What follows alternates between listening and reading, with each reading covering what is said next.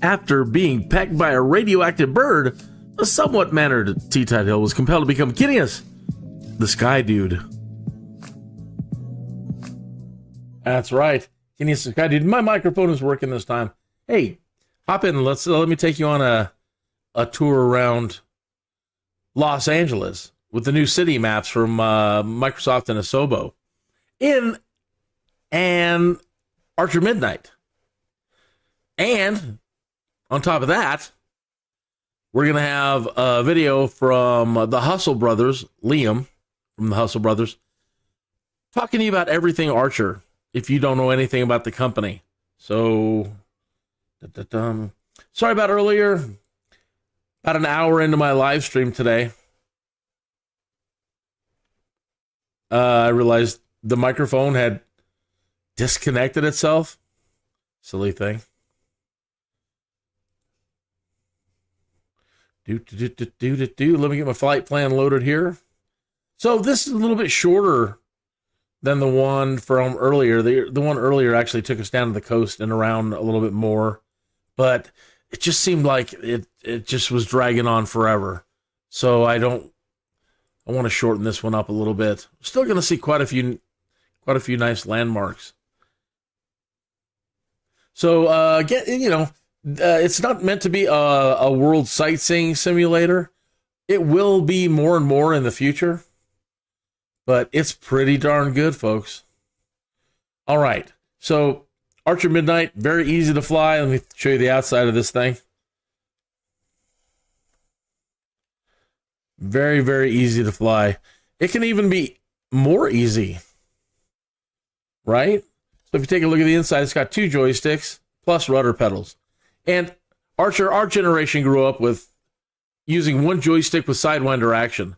I totally believe you can condense all this down just to a 1 joystick Sidewinder experience. I think you're making it unnecessarily hard. Maybe for FAA, you need to demonstrate that you can do it this way. I don't know. But I totally believe you can do it and keep it simple. All right, so let's ease our way out to the runway a little bit here.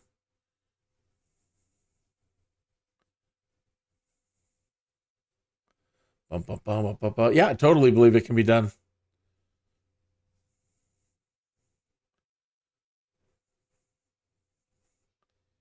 Okay. So now all I need to do is push this one button forward here. Come over to our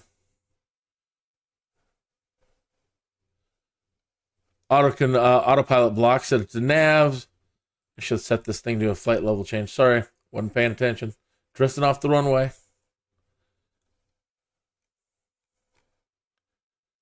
Don't hit anything, Kineas.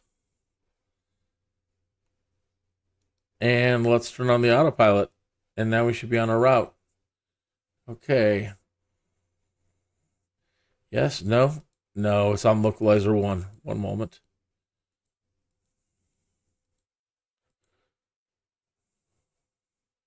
See if it'll get back on track here. Yep, getting back on track.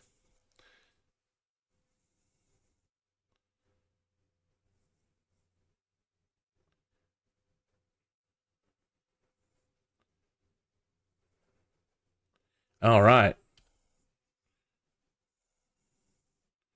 Our first point of interest is going to be a shopping mall.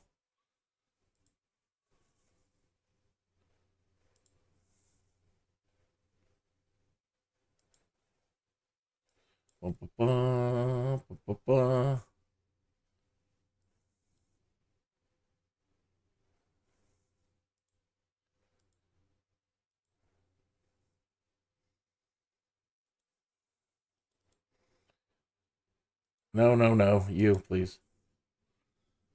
There we go.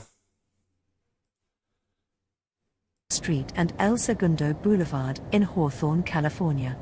The 40-acre property opened in 1977 and included an indoor mall and freestanding stores at the property's south end. The mall largely catered to the middle-class residents living in and around Hawthorne and featured cheaper stores than other nearby malls such as South Bay Galleria. Man, we're moving fast. Despite initial popularity, the mall went into decline in the 1990s due in part to the economic decline of the Moving a little too fast. cutbacks in aerospace jobs, white flight, and So the mall's actually back there a couple of blocks, and then the Air Force Base is right here. So I see what happened here. One moment, can't account for everything. My Bushtalk client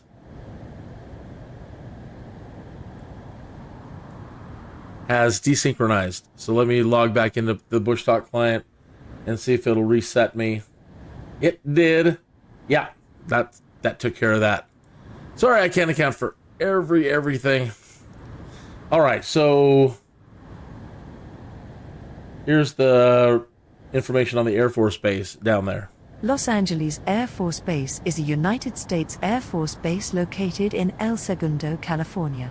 Los Angeles Air Force Base houses and supports the headquarters of the United States Space Forces Space and Missile Systems Center.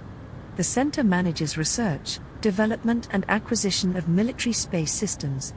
The 61st Air Base Group provides support functions for the base. Los Angeles Air Force Base is headquarters to the Space and Missile Systems Center, a command of the United States Space Force. SMC is responsible for research, development, acquisition, on-orbit testing and sustainment of military space systems. All right. Dockweiler State Beach.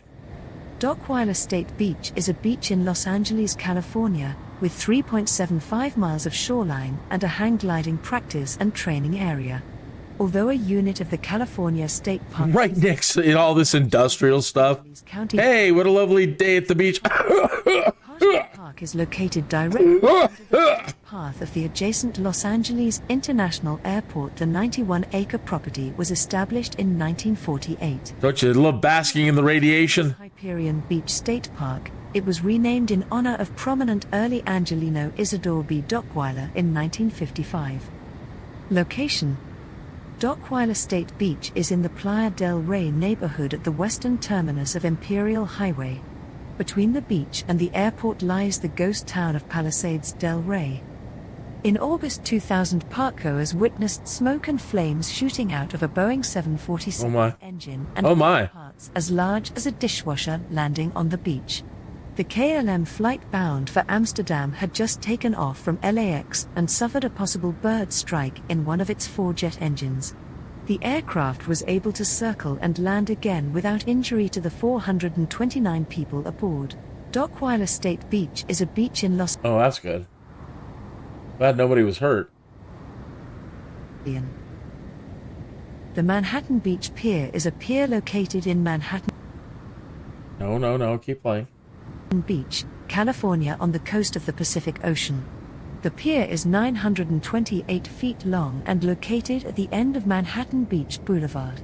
An octagonal Mediterranean-style building sits at the end of the pier and houses the Roundhouse Aquarium. Surfers usually can be seen below the pier.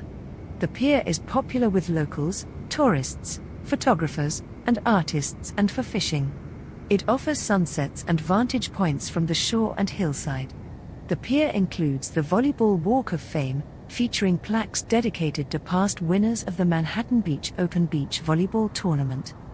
History: in 1897, the Potencia Company was incorporated to develop land in the area and... We don't really need the history. Over here to our left, this whole area is the Redondo Beach area.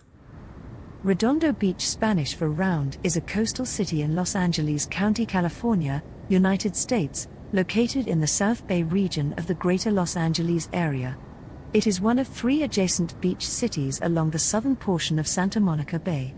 The population was 71,576 at the 2020 census, up from 66,748 at the 2010 census. Redondo Beach was originally part of the 1785 Rancho San Pedro Spanish land grant that later became the South Redondo area. The primary attractions include Municipal Pier and the Sandy Beach, popular with tourists, and a variety of sports in... Very good.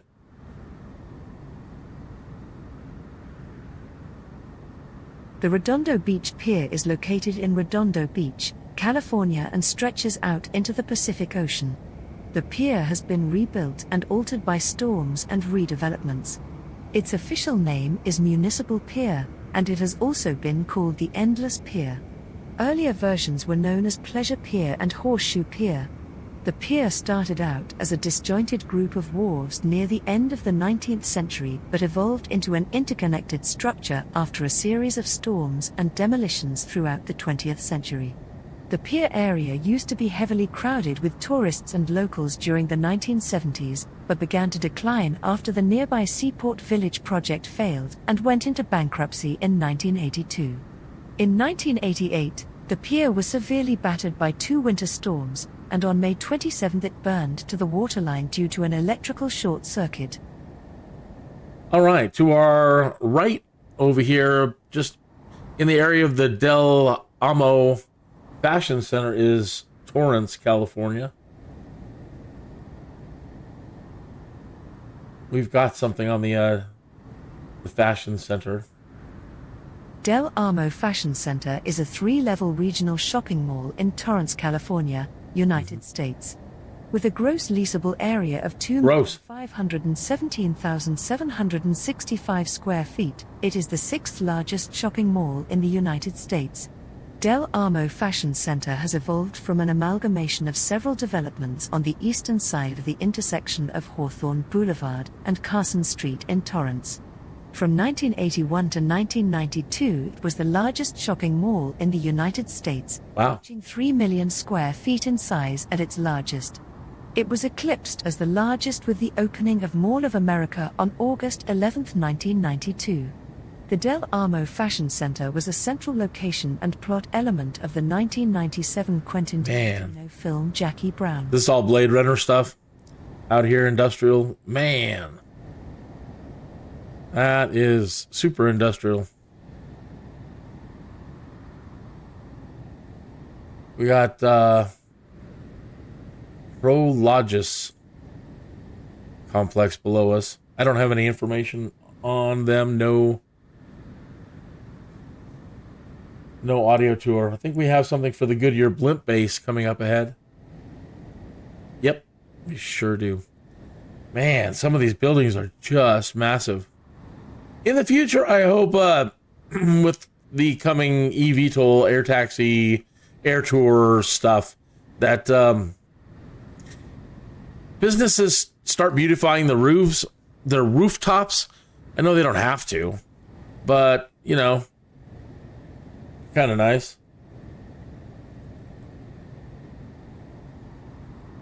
Goodyear's blimp base in Carson, California opened in January 1968 and covers 27 acres. It has been home to 9 Goodyear What happened? Keep going. blimps since opening and is one of 3 Goodyear blimp bases in the United States, with the other 2 in Florida and Ohio. Goodyear's U.S. fleet consists of 3 airships which aren't technically blimps, but semi-rigid airships made by the German airship builder Zeppelin. The Zeppelins are filled with helium which is maintained under low pressure so small punctures do not pose serious consequences. Dignity Health Sports Park is a multiple-use sports complex located on the campus of California State University, Dominguez Hills in Carson, California, that consists of the 27,000-seat Dignity Health Sports Park soccer stadium, the Dignity Health Sports Park tennis stadium, a track and field facility and a velodrome, Velo Sports Center. It is approximately 14 miles south of downtown Los Angeles and its primary tenant is the LA Galaxy of Major League Soccer. It was the temporary home of the Los Angeles Chargers from 2017 to 2019. It was the smallest NFL stadium over the course of those 3 seasons.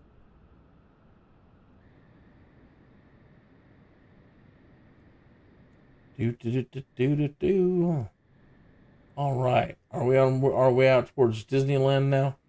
I think we are. Double check.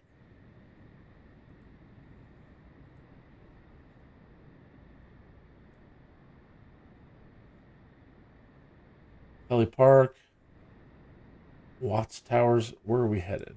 We get back into the cockpit here. Make sure we're still on track. Okay, yeah, we are. Good. I set myself to come over this base in case we needed to recharge the battery, but we're doing pretty good.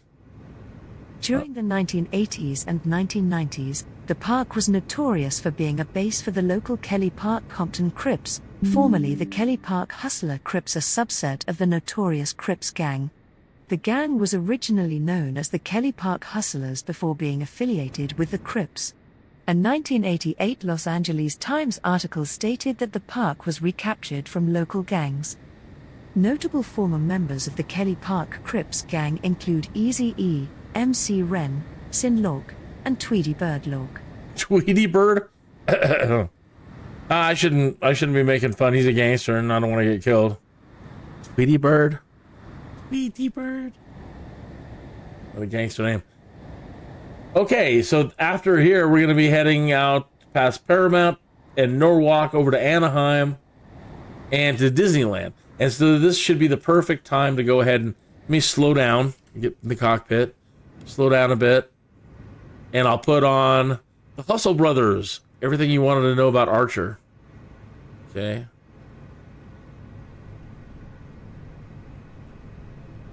Dun, dun, dun, dun, dun, dun, dun. Yeah, there's about 70 knots right there. Good. Okay. Again, thank you so much to Liam and Dylan for allowing me to play Hustle Brothers videos on eVTOL related live streams of mine. I really appreciate it. If you're not, if you are interested in investing and eVTOL news, go into the description and there's a link to their channel. Please like and subscribe. Help get them over 5,000 subscribers.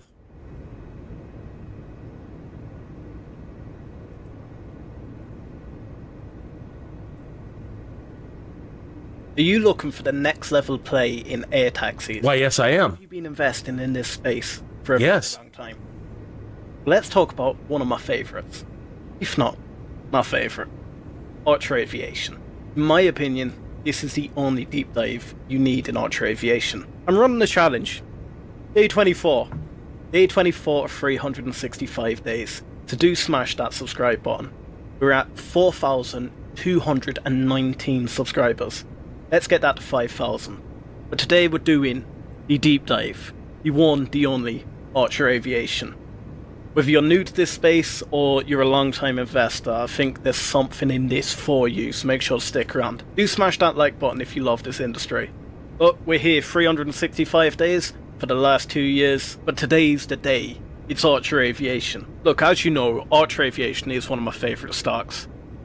And it's one of the two leaders in the eVTOL space, just behind Joby Aviation. And if you don't know what an eVTOL is, it's an electric vertical takeoff and landing vehicle. Look, you may call them air taxis. Today though, I'm breaking it all down. I'll try to be as simple as possible. We'll speak about everything, from the hopeful startup to the next generation technology. Big time partners, defensive moves, the money statistics, and then what's popping off next. I've said it before, whether you're a stock newbie or you're a seasoned investor in this space, this is going to be the ultimate cheat sheet when it comes to Archer Aviation. But how did Archer start and what leveled it up? So back in 2018, a guy called Brett Adcock and our now CEO, Adam Goldstein, kicked off Archer Aviation with a bold mission. They wanted to flip the script on city travel using clean electric rides. Look, I like to say it in simple terms.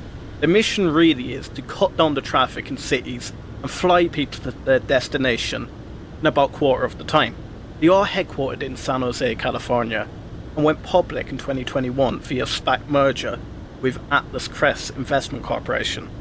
They did stack cash to push their vision, but unlike any of those old school plane makers, Archer went all in on battery-powered electric vertical takeoff and landing aircraft. And we will dive further in on the midnight. But from day one, they've been all about fast builds and teaming up with regulators.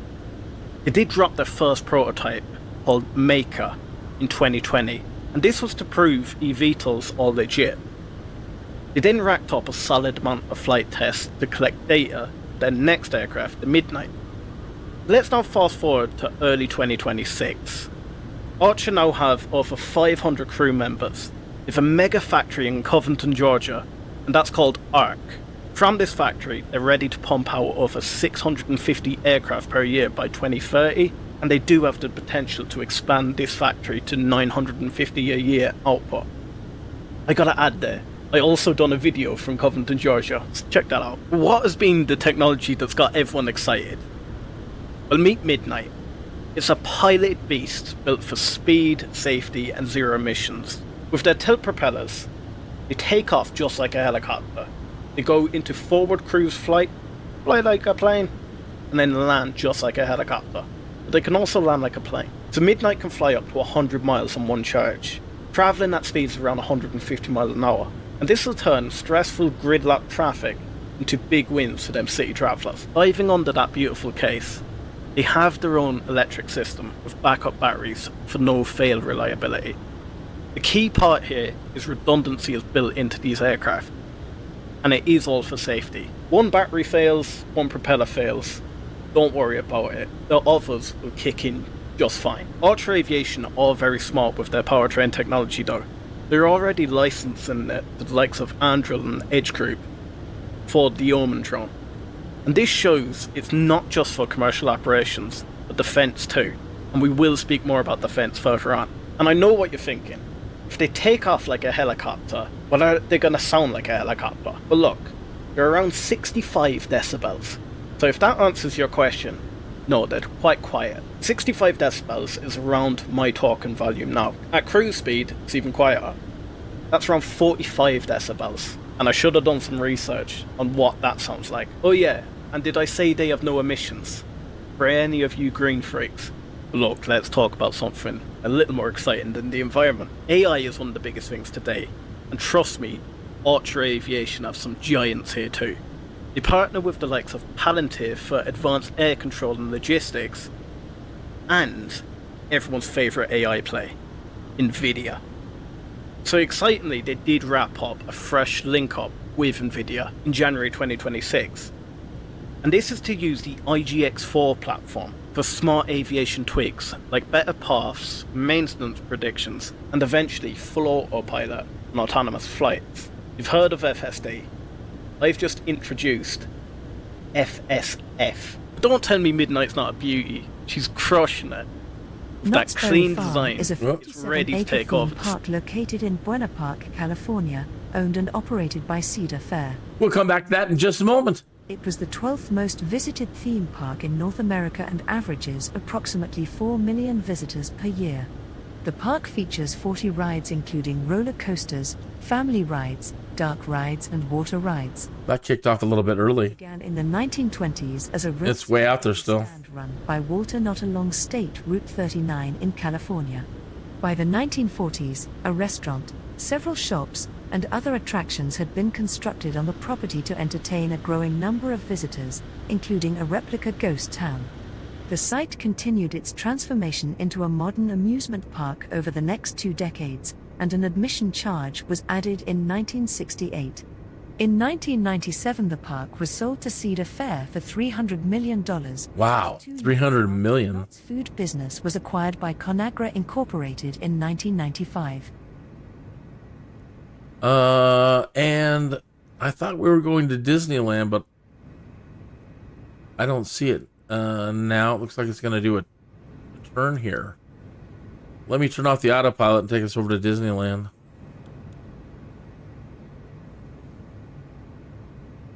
It's only 5 miles. There are heliports everywhere.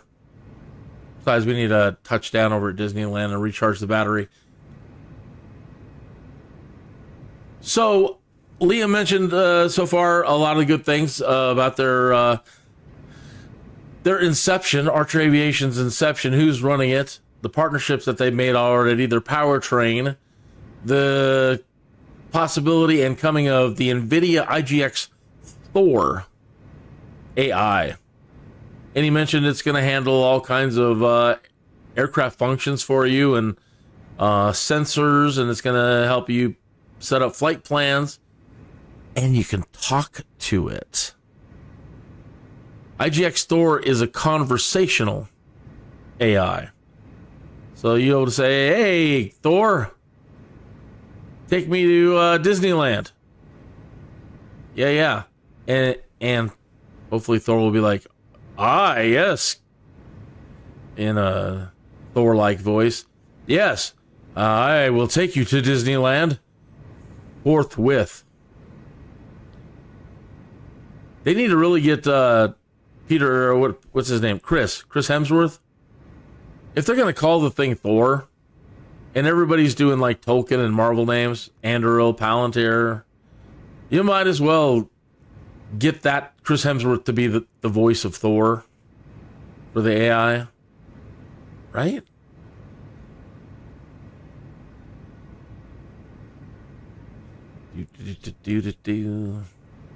All right, Disneyland. And then we'll go back to the Hustle Brothers here. Where's my Bushtalk radio?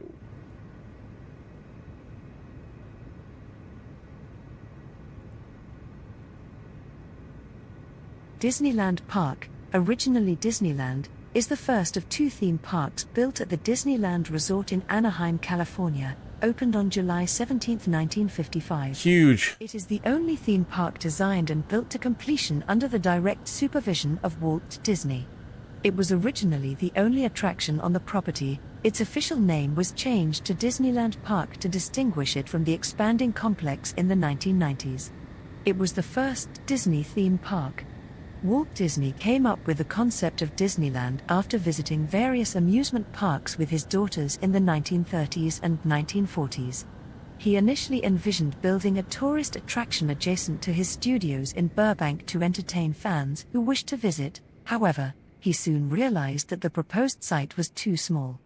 After hiring a consultant to help him determine an appropriate site for his project, Disney bought a 160-acre site near Anaheim. Oh, I see all the Star Wars stuff they built on. Construction began. There's the Millennium Falcon. And the park was unveiled during a special televised press event on the ABC television network on July 17, 1955. Since its opening, Disneyland has undergone expansions and major renovations, including the addition of New Orleans Square in 1966, Bear Country in 1972, Mickey's Toontown in 1993, and Star Wars: Galaxy's Edge in 2019. Opened in 2001, Disney California Adventure Park was built on the site of Disneyland's original parking lot. Disneyland has a larger cumulative attendance than any other theme park in the world. There's the monorail or the rail track. Visits since it opened. In 2018, the park had approximately 18.6 million visits, making it the second most visited amusement park in the world that year, behind only Magic Kingdom, the very park it inspired. According to a March 2005 Disney report, 65,700 jobs are supported by the Disneyland Resort, including about 20,000 direct Disney employees and 3,800 third-party employees.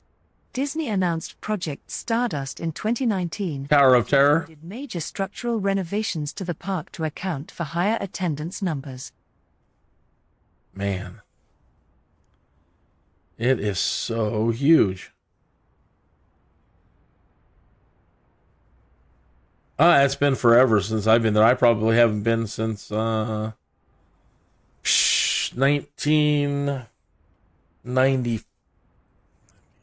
94, somewhere in there. So none of that Star Wars stuff was around. I mean, they had Star Tours, but that was it. Okay, so, and we already did Knott's Berry Farm. All right, so let me get us back on track on our course. Turn this ship around, and we'll get back onto our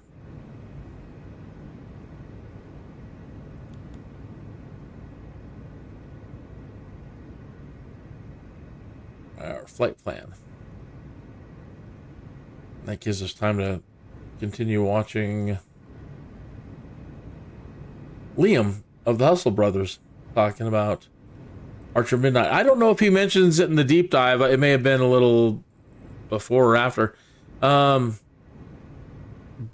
where we took off from, Hawthorne Airport, The reason why they're starting here in Los Angeles is because, one, there's an helicopter infrastructure like you wouldn't believe. Heliports everywhere. Perfect environment to start up and begin testing everything. But they've now acquired the lease for Hawthorne Airport right next to LAX. So, and right there is SpaceX and Tesla and Surf Air Mobility. And they're going to be revolutionizing all kinds of stuff.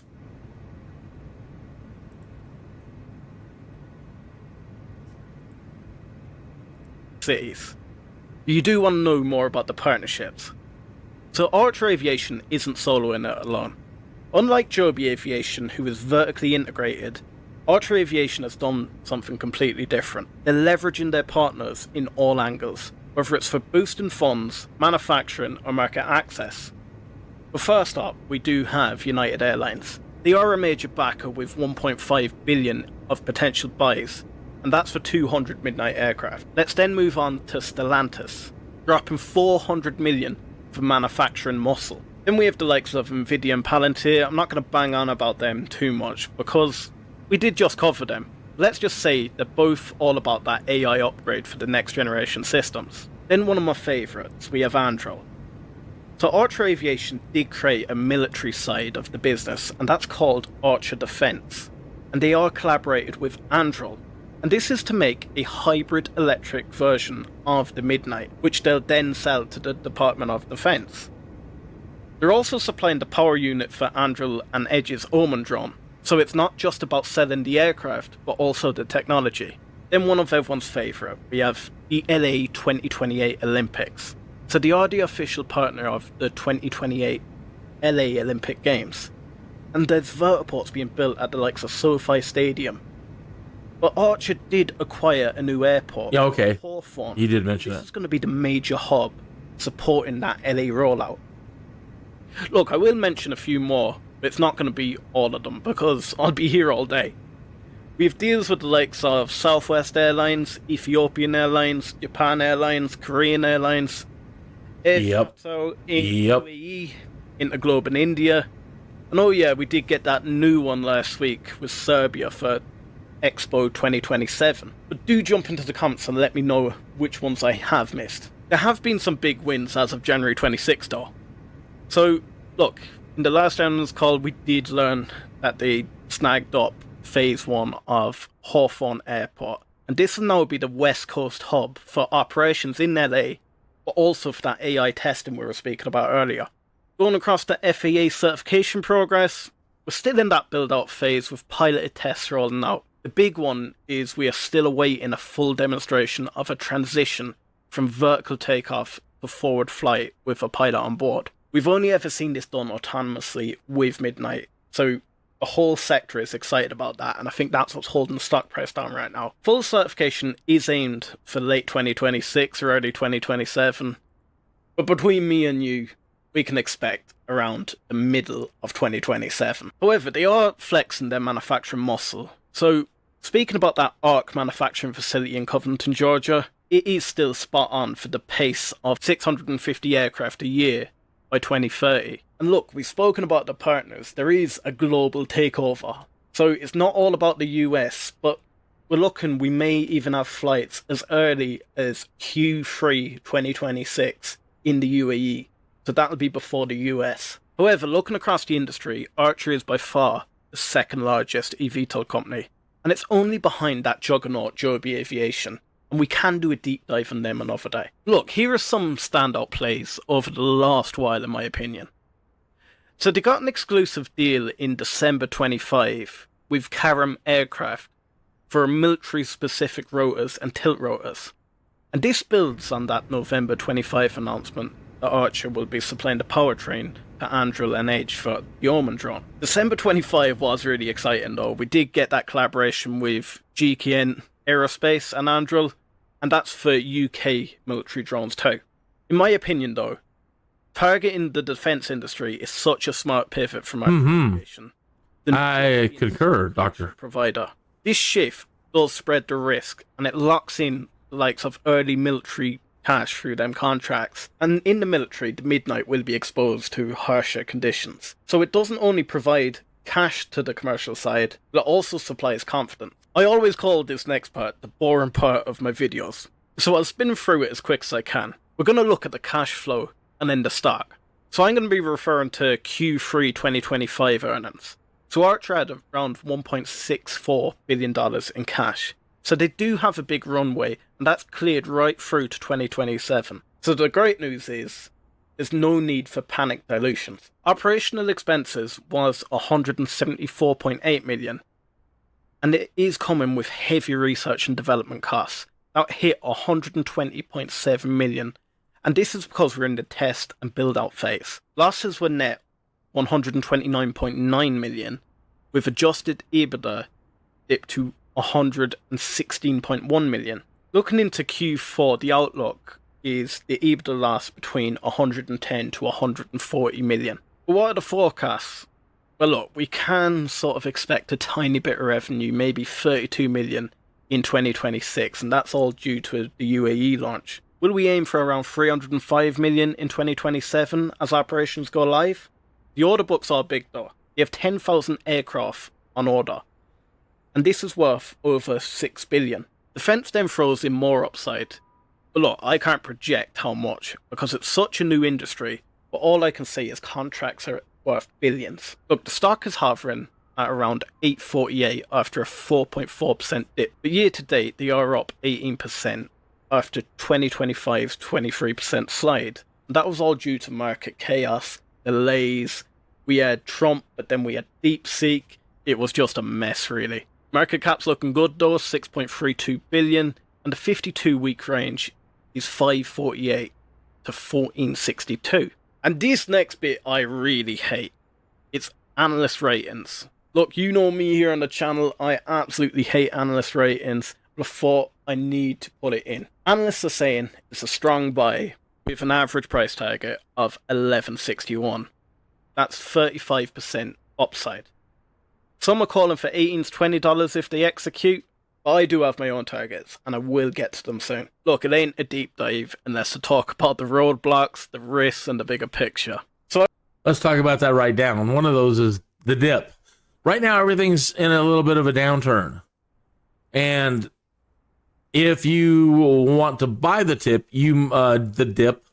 you may be overjoyed listening to this right now to find that Archer is under $8 right now. I think it's actually around $7.20 today, $7.30.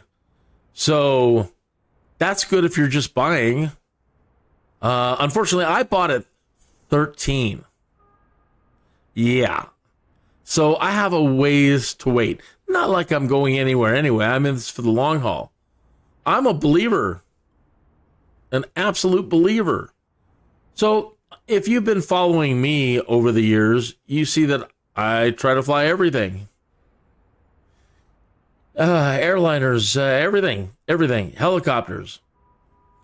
And I have to say, the Archer Midnight is one of the most fun, easiest, simplest, safest things I've ever flown.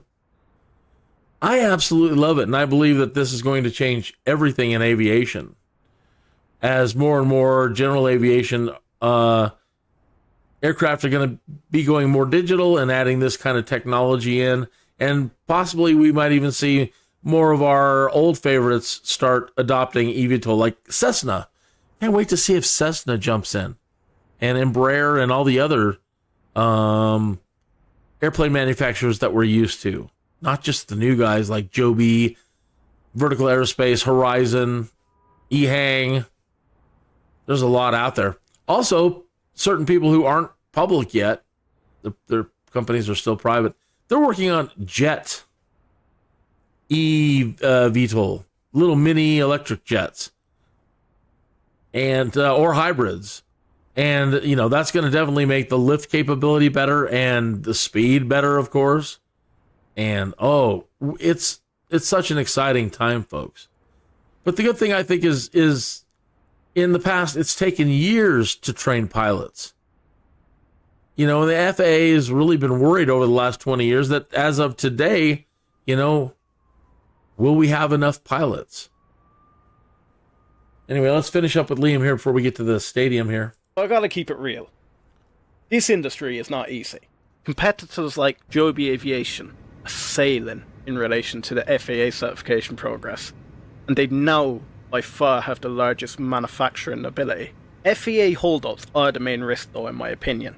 Supply chains and keeping talent in a cash-heavy game do add pressure, but look, I'm not that worried about it. Looking across to the defensive side, geopolitics do play a major role, and there's never any guarantee of getting these defensive contracts. But 2026 is looking stacked for breakthroughs. Fresh orders, defense contracts, FAA progress, and it could easily hit my price target. And what is my price target? It's $20. Why is it $20? I did do a video on it, so check that out. But, bottom line is, Archer ain't just making planes. They're building the future of getting around, beefed up with defensive armor, solid backers, revenue on the horizon, and you've got me daily for the last 2 years. Make sure to meet me back here for day 25. Smash that subscribe button on the way out. Definitely. Help the Hustle Brothers get over 5,000 subs. Like and subscribe. If you want a link to their channel, it is in the chat room, and once this video is processed, I'll put a link up in the a pop-up link at the top of the screen. Okay.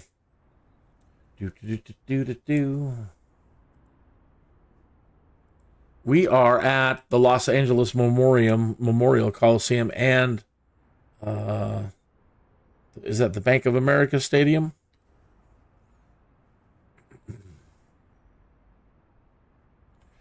Where are we? It looks like I'm a little off course.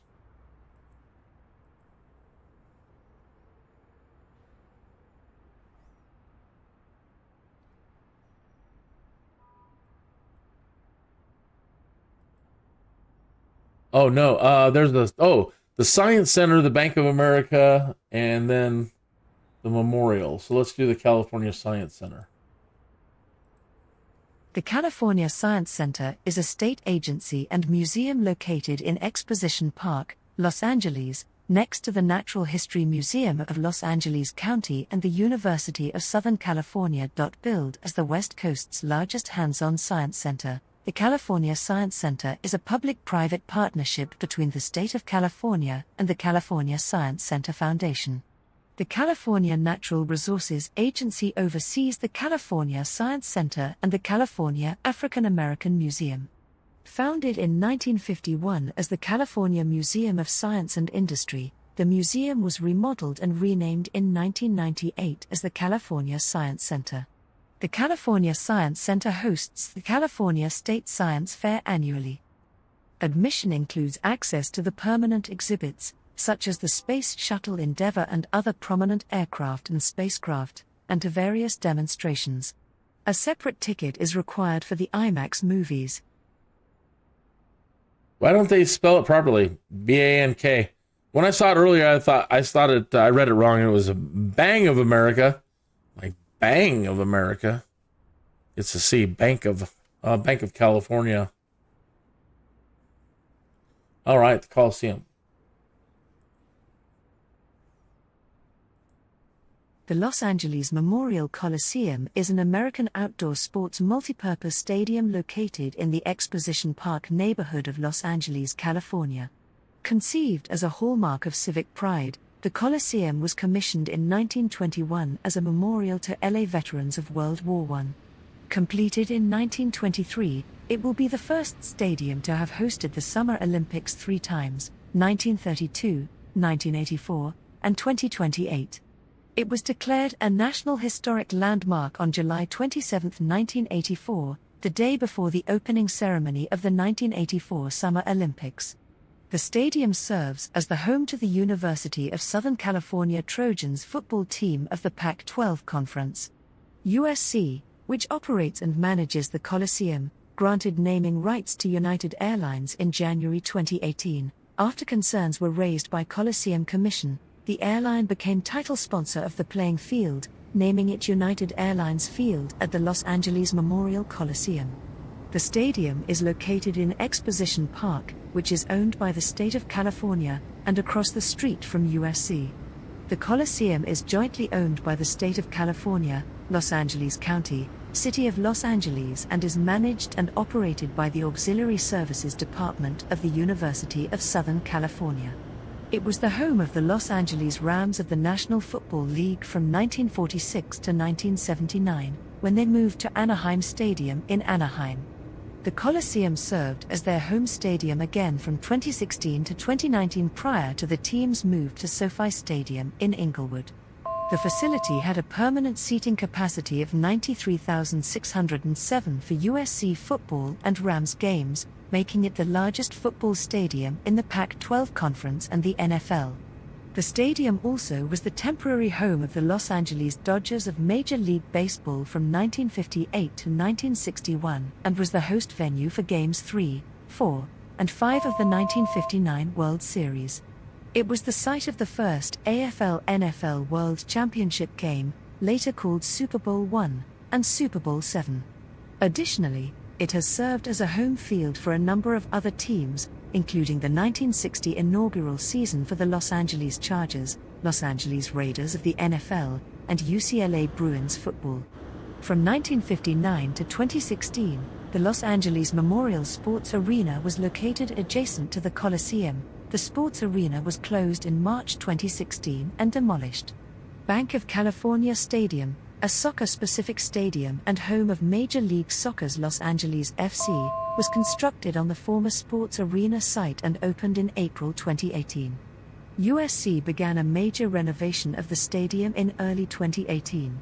During the renovation project, the seating capacity was 78,467 and became 77,500 upon completion in 2019. The $315 million project was completed by the 2019 football season and was the first major upgrade of the stadium in 20 years. The project included replacing the seating along with the addition of luxury boxes. Okay. All right. So we're in downtown Los Angeles, downtown proper here, and that's a building a lot of people are used to seeing in movies, like FBI, the City Hall. Los Angeles City Hall, completed in 1928, is the center of the government of the city of Los Angeles, California, and houses the mayor's office and the meeting chambers and offices of the Los Angeles City Council. It is located in the Civic Center district of downtown Los Angeles in the city block bounded by Main, Temple, First, and Spring Streets. The building was designed by John Parkinson, John C. Austin, and Albert C. Martin, Sr., and was completed in 1928. Dedication ceremonies were held on April 26, 1928. It has 32 floors and, at 454 feet high, is the tallest base-isolated structure in the world, having undergone a seismic retrofit from 1998 to 2001, so that the building will sustain minimal damage and remain functional after a magnitude 8.2 earthquake. The concrete in its tower was made with sand from each of California's 58 counties and water from its 21 historical missions. City Hall's distinctive tower was based on the shape of the Mausoleum of Mausolus and shows the influence of the Los Angeles Public Library, completed shortly before the structure was begun. An image of City Hall has been on Los Angeles Police Department badges since 1940. I think that's Dodger Stadium over there. Prior to the late 1950s, the charter of the City of Los Angeles did not permit any portion of any building other than a purely decorative tower to be more than 150 feet. Therefore, from its completion in 1928 until 1964, the City Hall was the tallest building in Los Angeles and shared the skyline with only a few structures having decorative towers, including the Richfield Tower and the Eastern Columbia Building. City Hall has an observation deck, free to the public, and open Monday through Friday during business hours. The peak of the pyramid at the top of the building is an airplane beacon named in honor of Colonel Charles A. Lindbergh, the Lindbergh Beacon. Circa 1939, there was an art gallery in room 351. What the heck happened there? That Oh no, did I overspeed? California artists. Oh no! The building was designated a Los Angeles Historic Cultural Monument in I must have. 1996. In 1998, the building was closed during a total $135 million refurbishment, which also included upgrading it so it could withstand a magnitude 8.2 earthquake, including permitting it to sway in a quake. Los Angeles City Hall, completed in 19... Okay, enough of that. Archer, you've got to put a limiter. You've got to put a limiter. I don't know why when I go to drone mode, drone view, it overspeeds. Right? I'm trying to get it back into forward flight after an incident like that. It has to figure itself out. What am I doing? What am I doing? What did you do to me? What did you do to me?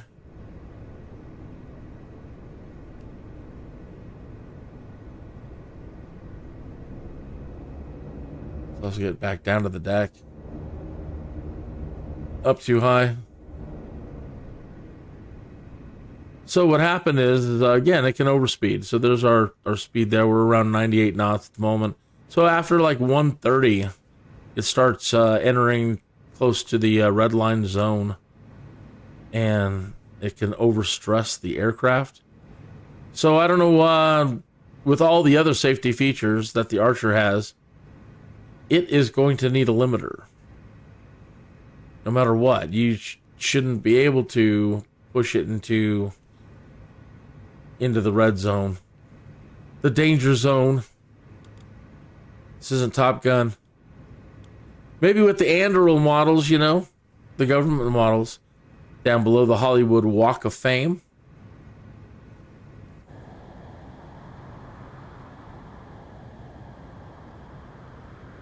Like an astronaut in the building there.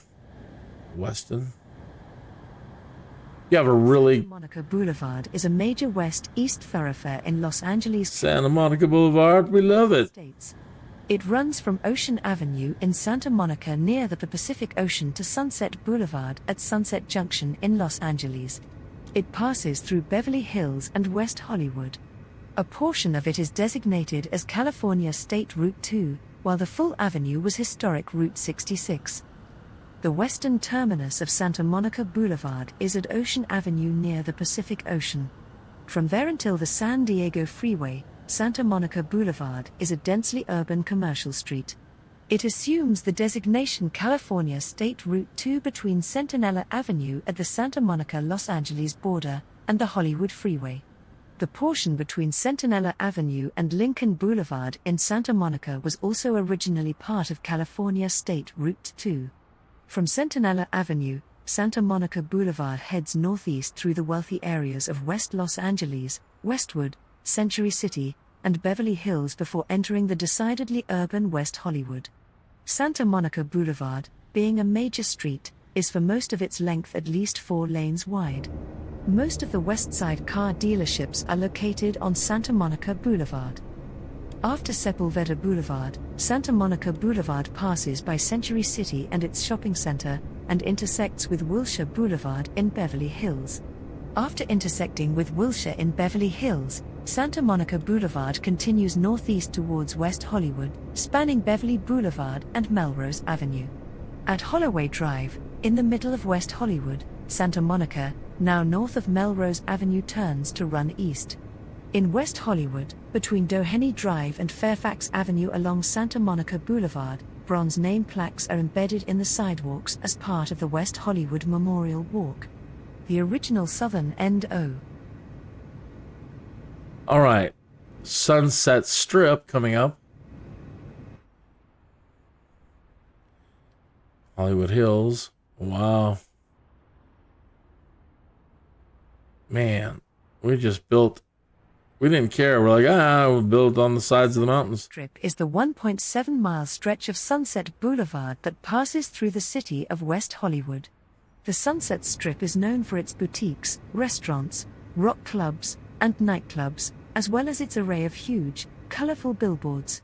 In the 1930s and the 1940s, restaurants and nightclubs on Sunset Strip, like Sherry's, Chiro's, the Macambo and the Trocadero, were patronized by people working in the movie industry. Some of its expensive nightclubs and restaurants were said to be owned by gangsters like Mickey Cohen and Bugsy Siegel, earning Sunset Strip a place in Raymond Chandler's 1949 Philip Marlowe novel, The Little Sister. Also on Sunset Strip are the Garden of Allah apartments, Hollywood quarters for transplanted writers like Robert Benchley, Dorothy Parker, and F. Scott Fitzgerald, and Schwab's Drug Store. Rodney Bingenheimer's English Disco, influenced by Britain's glam rock movement, opened in 1972. It became a hangout for musicians, including the Stooges and the New York Dolls. During the latter part of the 1970s and well into the 1980s, the Sunset Strip would become synonymous with the Los Angeles heavy metal movement, commonly referred to as the West Coast metal explosion. The clubs on the Sunset Strip, such as the Starwood, Whiskey A Go Go, and the Roxy, became home to numerous LA-based heavy metal Where's the bands sign? such as Van Halen, Quiet Riot, Motley Crue, Rat, and Guns N' Roses. The scene became synonymous with glam metal, with many fans mimicking the hair and clothing worn by the bands. The many heavy metal fans who would congregate outside the clubs along the Strip became a defining feature. Really?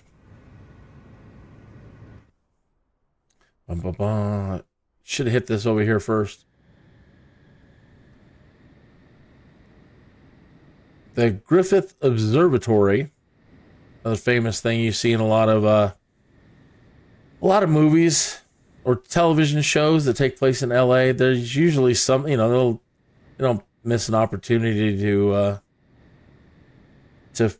film a shot there or two. I think every show I've ever seen about LA usually includes a shot of it somewhere. Okay, but what we're looking for is this.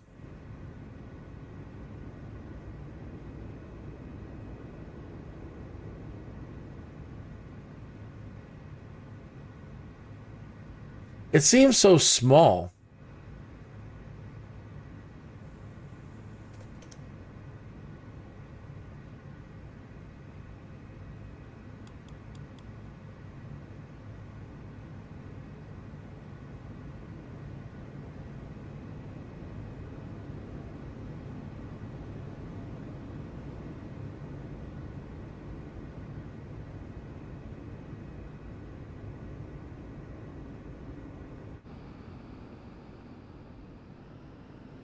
It's about time they built another one. I mean, they've got plenty of hilltops around here to build another one. The original one used to be over on a hill over here, out in front of us. And there's just a big blank, burnt-looking spot on the ground now. And, but yeah, I think it's about time they built a new one.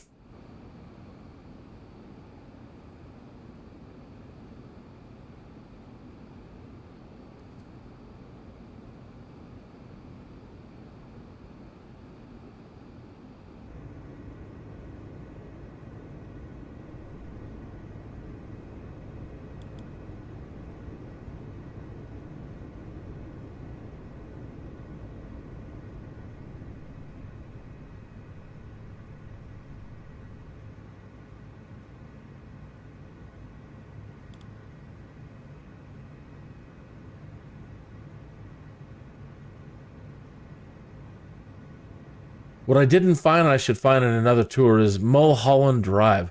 We're probably right over it. It's probably right in here.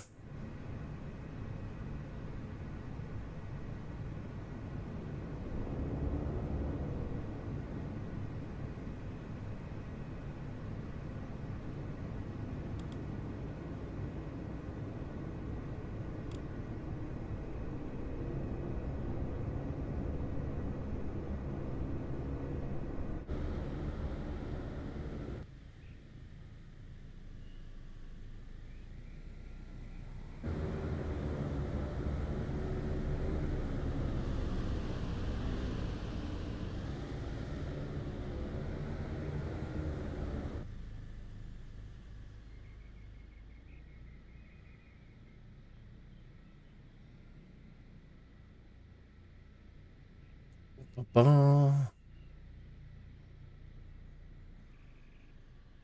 All right. Now it's just making our way back. Pretty much it.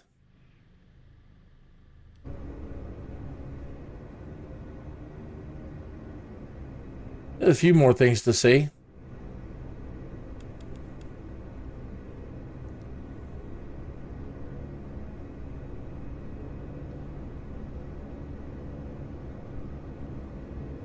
All right. We come in here and set a direct course for LAX.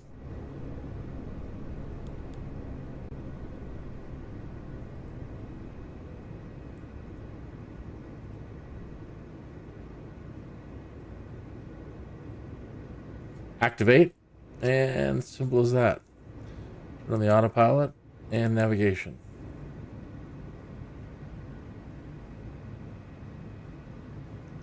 All right, making our way back close to home. There's the La Brea Tar Pits out ahead of us. I'm not sure what that one is. Right below. Saban Theater. There's just so much here. It would take all day for me to do all of the landmarks. And Microsoft and ASOBO have really hooked up California with better city maps and a lot more points of interest. So have fun setting up your own flight plans and trying to explore all the wonderful landmarks. This is a great vehicle to do it in.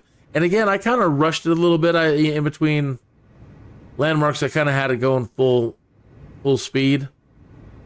Without something going terribly wrong.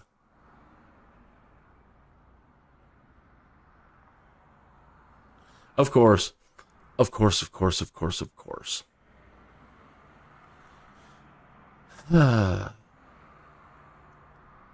That's just the way it is. Some things will never change. With me, yeah. On every live stream, something. I need an assistant. I literally need a co-pilot, a live stream co-pilot who is managing the stream while I'm doing the flying to make sure that I don't do stupid things like that. So what I was pointing out here was the auto-assisted landing and how it's soft every single time. It manages the speed and landing and then shuts the engines off for you. Is that a beautiful thing? I was pointing out that SpaceX and Tesla are over here.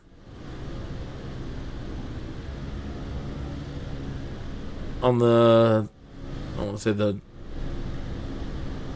east side, you'll see the Tesla name up on the building and the giant X for SpaceX.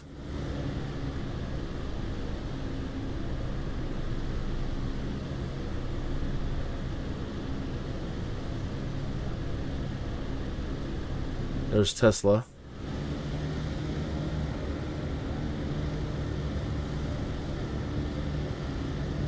And there's SpaceX. I don't know what building Surf Mobility is in, but they too are here.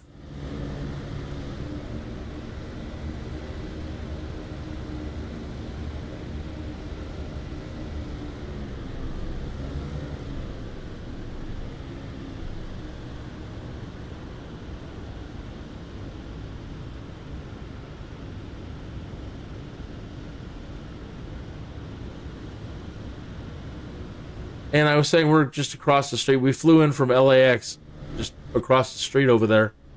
So very, very, very close.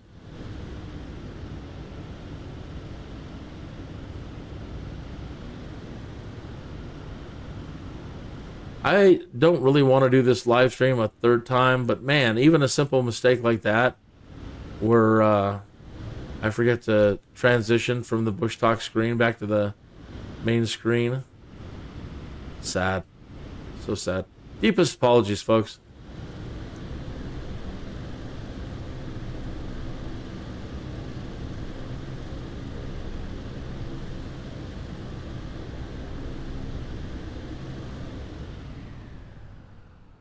Thank you for tuning in to this live stream number 343. And I hope you enjoyed the audio tours, and I really hope you enjoyed the Hustle brothers and Liam, one of the Hustle brothers, Liam and Dylan. Liam's deep dive into Archer Aviation. And if you're considering investing, would like to join, he does a broadcast or a news report every day. He's doing one every day to keep everybody up to date on what's going on in the world of eVTOLs, all encompassing.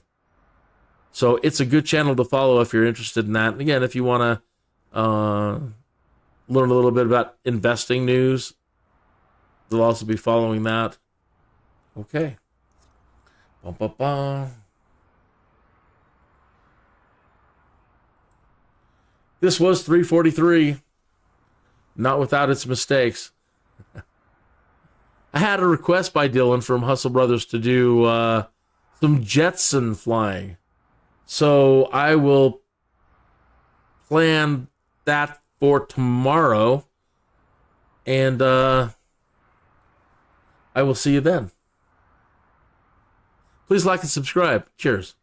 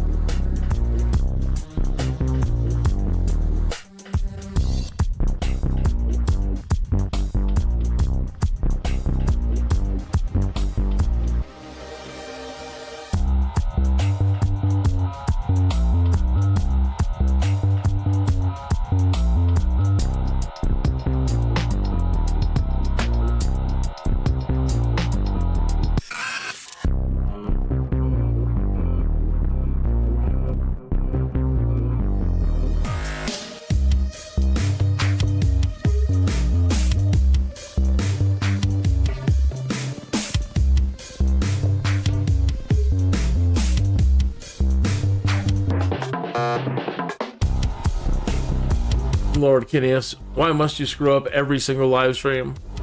Why?